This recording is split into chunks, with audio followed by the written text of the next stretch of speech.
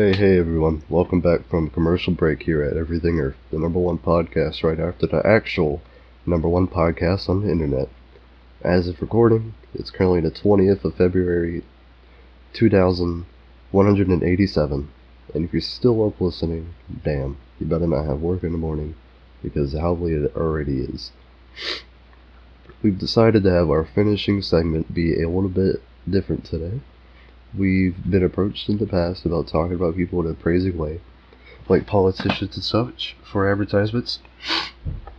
But a family named Jones that lives on Earth have been really pestering us lately and been spamming our email and the donation button on our site to get us to cover this one particular individual, who, now that I've heard his story, it isn't too shabby to end the night with. Let's talk about a potential hero or a potential villain to you you've probably never heard of. Considering some of the big names we cover here, from old days like Napoleon to new heroes in our world, it will surprise you with a rather mild man you would not know about otherwise without listening. His name today is Donnie Barnaby Jones. He was born Donnie Barnaby to a poor family on Earth, and not only were they poor, they had awful habits. Despite this, Donnie remained mostly out of the light of the local law enforcement that knew his last name, despite never being charged of a crime, mostly because his parents and brothers with the same last name were causing quite the stir in the city he lived in. He had no record until he was caught with a knife to a dead domesticated animal. I think it was some sort of big dog, and a neighbor of the Barnabys reported it. Barnaby was taken by the police and charged with animal abuse, and made a solid case himself, as much as a young teen can, that the animal is roadkill and already dead. In the end, he was sent away for juvenile trial. In the courtroom, he was eventually acquitted of the crime. He wasn't found guilty or anything. The clerk in the courtroom was an older man with a family already, and heard everything in detail of Donnie's living with the Barnabys, as it was his job. As the courtroom clerk, he went to Donnie's residency in the slums of the city, where he saw firsthand the shitty treatment that the Barnaby kids had. And despite the poor funding to the education in that district of the state, and the lack of good parenting, it seemed like Barnaby tried his best to do good at school. The clerk reached out to adopt Donnie into his family, and was now named Donnie Barnaby Jones, keeping his old family's last name as well as getting a new one. Donnie spent the remainder of his childhood uneventful, spending his high school years with an ever-increasing GPA, despite the fact he chose and aimed to enroll in tougher classes every year.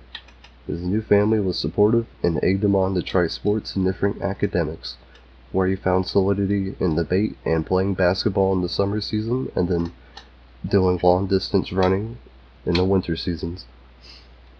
I don't think I mentioned it, but Donnie is really short, and it sticks out to me that he played school basketball. From what I've heard, he's simply really fast and well coordinated, which is good enough on a high school team. Short people are the worst to play basketball against, I gotta say. They dribble so fucking low to the ground you can never touch it. Ugh. After graduating at a young age, I think he got his credits to graduate around 16 or 17. Donnie probably could have gone to an upper education real easy, like university, but from what the Jones family's submissions say to us on his life story, he felt like he owed something to everyone. Donnie enlisted to the military and spent terms mixing in between combat medic schooling and marksmanship training. He spent a few of his years in the field, where he spent most of it fighting pretty much organized bands of terrorists and pirates. After he left his military career with a solid record and a high NCO rank, his benefits, he used them fully to pay for his own college education, and he says so in his own words: "Never leave your objective in another's possession." What exactly was his objective, though? He spent his late 20s taking classes on medical practice while working night times as a paramedic. Although never specifically mentioned ever, it was pretty clear in his actions that he was interested in something medicine related. He would earn his degrees and be left looking for a stable career. Donnie opened a small practice in his hometown, which was small and not very busy from what I've heard. It was later raided a few years into the practice's life when the magistrate of the district put out an arrest warrant for Donnie on account of being a key figure in the local organ trade. His family put in that the submission the family put in seemed to forget to mention the charges or the fact that he has a warrant on him, but we found it in the public records anyway. He was charged with organ trafficking, and in the footnotes of the police report it brings up the possibility that he would have to murder victims to harvest the organs, or it was that allegedly it was moved in from contacts in third world areas he met during his time serving in the military. The charges are still current though, and although he has not been taken into custody, according to what his family says, he is currently stationed above a private starship, and the family gives us accounts that he is insisting on making his career in space focus on the good of mankind. Good luck, Donnie.